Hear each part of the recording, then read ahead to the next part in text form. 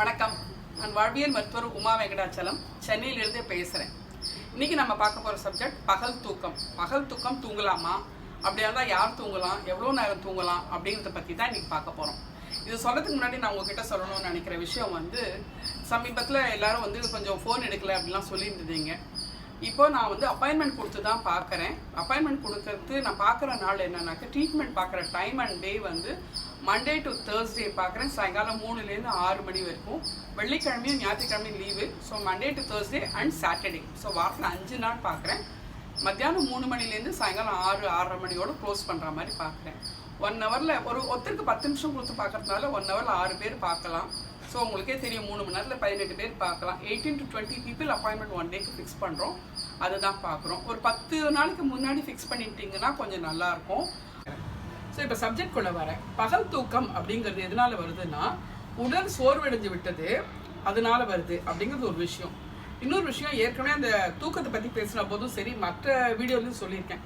இவ்வளோ சக்தி இருக்குது அப்படின்னாக்கா, சக்திங்கிறது இவ்வளோ குவான்டிட்டி இருக்குதுன்னு வச்சுக்கலாம். ஒரு எக்ஸாம்பிளுக்கு, அந்த சக்தி அப்படிங்கிறதுலேருந்து உடல் உறுப்புகள், உள்ளுறுப்புகள் வேலை செய்வது, அதாவது ஹார்ட்டு, நுரையீரல், இந்த ரத்த ஓட்டம், மசில் உட்கார்றது, எழுதுறது, இது போல விஷயங்கள், நரம்பு மண்டலம், இதெல்லாம் எந்நேரமும் வேலை செஞ்சுட்டு தான் இருக்குது இல்லையா? கை கால் அப்படிங்கிறது நம்ம குறிப்பிட்ட நேரத்தை வேலை செய்யும், குறிப்பிட்ட நேரம் ரெஸ்ட் எடுத்துக்கும்.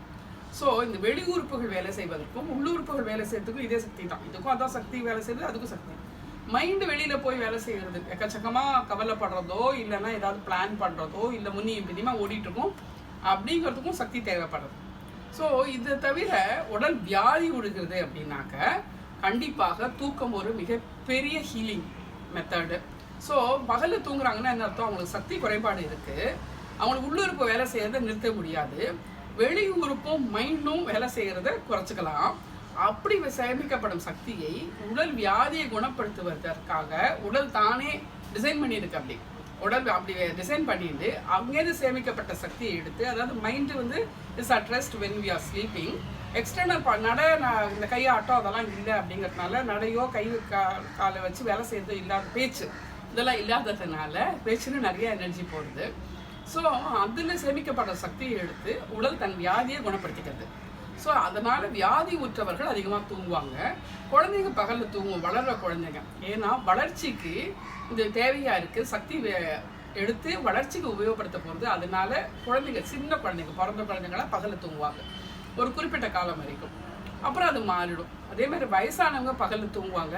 ஏன்னா அவங்களுக்குள்ள சக்தி குறைபாடு இருக்குது, அதை நிவர்த்தி பண்ணுறதுக்காக அப்படி வேலை செய்யுது. வியாதியுற்றவர்கள் பகலில் தூங்குவாங்க.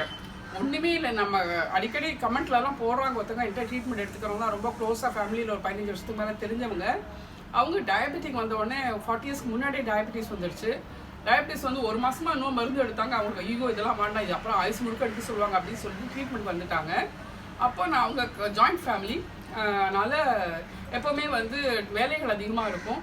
ஸோ அவங்க குடும்பத்தில் எல்லாருமே நம்மக்கிட்ட ட்ரீட்மெண்ட் வரவங்க தான். கணவர், மாமியார், மாமனார், பசங்க எல்லோரும் வரவங்க தான். ஸோ அவங்களுக்கு ட்ரீட்மெண்ட் வாரம் ஒரு தரம் தொழில் சிகிச்சை நாடி பார்த்து பண்ணுறதுக்கு தான் டயபெட்டிக்கு எப்போவுமே வாரம் ஒரு தரம் வர சொல்கிறேன். அந்த மாதிரி சில வாரங்கள் வர வேண்டியிருக்கு. அவங்க அப்படி வர ஆரம்பித்த உடனே 2-3 வாரத்தில் என்னாச்சு, தூக்கம் வர ஆரம்பிச்சிருக்காங்க பகலில். அவங்க என் அம்மான்னு கூப்பிடுவாங்க. அதனால் என்னம்மா நீங்கள் உங்கள்கிட்ட ட்ரீட்மெண்ட் வந்தம்மா, இப்படி தூக்கம் வந்துடுச்சுமா அப்படின்னு சொல்லி சொன்னாங்க. என் மாமியார்லாம் இருக்காங்க, நான் போய் இப்படி தூங்கலாமான்னு. மாமியாரே ட்ரீட்மெண்ட் வரும், நல்ல டைப்பு, ஒன்றும் பிரச்சனை இல்லை, அதுவும் இல்லை. ஆனால் இவங்களுக்கு ஒரு கில்ட்டி ஃபீலிங்.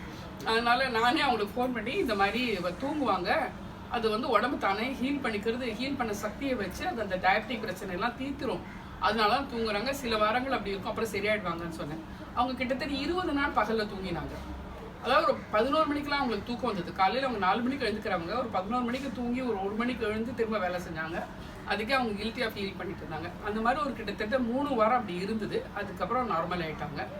அப்புறம் நாங்கள் வாரம் ஒரு தரம் அந்த மாதிரி கொடுத்ததுலேருந்து 15 நாளைக்கு ஒரு தரம் தோல் சிகிச்சை பண்ணி, அப்புறம் மாதம் ஒரு தரம் தோல் சிகிச்சை பண்ணி, இப்போ 2 மாதத்துக்கு ஒரு தரமோ 6 வாரத்துக்கு ஒரு தரமோ வந்துட்டுருக்காங்க செக் பண்ணிக்கிறதுக்கு அப்படிங்கிற மாதிரி. வேறு மருந்து மாத்திரைகள்லாம் சாப்பிடல. 400 சொச்சம் இருந்த டயபெட்டிஸ் நார்மல் ஆயிடுச்சு. ஸோ இது போல் இருக்கிறவங்க அந்த வியாதி தன்னைத்தானே குணப்படுத்திக்கக்கூடும் நேரத்தில் கண்டிப்பாக தூக்கம் வருது அப்படிங்கிறது. உடல் பொய்யே சொல்ல தெரியாது அப்படிங்கிற போது, இல்லை நான் முடிச்சுட்டுப்பேன், நான் அப்படியாக்கும் இப்படியாக்கும் எனர்ஜெட்டிக்காக்கும் சொல்ல வேண்டாம். இல்லை ஒரே தனமாக சோம்பேறித்தனமாக தமஸ்ன்னு சொல்லுவோம். யோகா சயின்ஸில் தமோ குணம் அப்படி சொல்லுவோம். அந்த குணத்தில் போய் லெத்தாஜிக் ஸ்லகிஷ் அப்படின்னு இங்கிலீஷில் சொல்கிறோம்ல, அதுதான் தமஸ். அதில் தூங்கணுன்ற அவசியம் இல்லை. ஸோ பகல் தூக்கம் வேணுமா அப்படின்னு கேட்டால் ஆக்சுவலாக வேண்டாம். தானே தூக்கம் வருதுன்னா தூங்கலாம், நீங்களாக முயற்சி செய்து தூங்க தேவையில்லை. ஏன்னா தானே அந்த உடல் வந்து பகல் முழுக்க வேலை செய்யக்கூடியபடி தான் டிசைன் பண்ணியிருக்கு. பகல் முழுக்க வேலை செஞ்சால் அழகாக 9:30-10 மணிக்கு தூக்கம் வந்துடும். என்னோட அந்த தூக்கத்தை பற்றி இன்னொரு வீடியோ பாருங்கள், அதில் தெரியும் 10 மணி தூங்குறது ஏன் நல்லதுன்னு சொல்லியிருக்கேன். ஸோ அது நல்லதாக இருக்கும். அதனால பகலில் தூக்கம் தேவையில்லை. பட் வியாதி வரும்போது தூக்கம் என்பது வரும். பகலில் தூங்கி தான் ஆகும், இல்லைன்னா எனக்கு அவ்வளோதான் அப்படிங்கிறது ஒரு just mental state of it's state of mind, அவ்வளோதான்.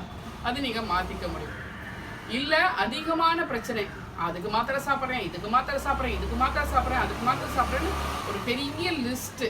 இல்லை சில பேர்லாம் வியாதிகள் ஒரு லிஸ்ட்டு சொல்லுவாங்க. 35-40 வயசுக்குலாம் பகீர்ங்கிறது அப்படியே அவங்க வந்து நான் லார்ஜ் இன்டெஸ்டின் எடுத்துட்டேன், நான் அந்த கிளாண்ட் எடுத்தேன், கேல்பேடர் எடுத்துட்டேன், யூட்ரஸ் எடுத்துட்டேன், அதுக்கு சர்ஜரி ஆகிருக்கு, இதுக்கு சர்ஜரி ஆகிருக்கு, பெரிய லிஸ்ட்டு வைக்கிறாங்க. இந்த மாதிரி இருக்கவங்களுக்கு பகலில் தூக்கம் வருது ரொம்ப இயல்பு.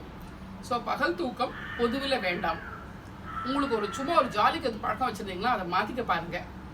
மூணாவது, அவங்களுக்கு வந்து வியாதி வரும்போது டெம்பரரியாக தூக்கம் வர்றதுக்கு சாத்தியம் இருக்குது. வயதானவர்களும் நீண்ட காலம் க்ரானிக் எலிமெண்ட்டில் இருக்கவங்களும் பகலில் தூங்குறதுக்கு அதிக வாய்ப்பு இருக்குது. ஆனால் பகல் தூக்கம் தேவையான்னு கேட்டால் கிடையாது, தேவையில்லை அப்படிங்கிறது தான் சரியான பதில்.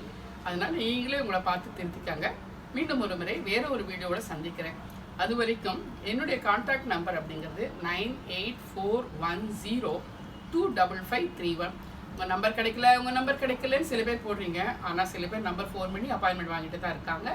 ஒரு 10 நாளைக்கு முன்னாடி ஃபோன் பண்ணி தான் அப்பாயின்மெண்ட் வாங்குற மாதிரி இருக்கும். உங்களுக்கு எப்போ அப்பாயின்மெண்ட் வேணுமோ அதுக்கு 10 டேஸ் முன்னாடி கேட்டு வாங்கிக்கோங்க. கண்டிப்பாக உங்களெல்லாம் சந்திக்கிறதுல நானும் ஆர்வமாக இருக்கேன். எல்லாரும் நல்லபடியாக ஆரோக்கியமாக வாழணும்னு ஆசைப்பட்றேன். மீண்டும் ஒரு முறை சந்திக்கும் வரை வணக்கம் கூறி விடைபெறுவது வாழ்வியல் மருத்துவர் Uma Venkatachalam. Stay happy, stay healthy all the time. Bye by.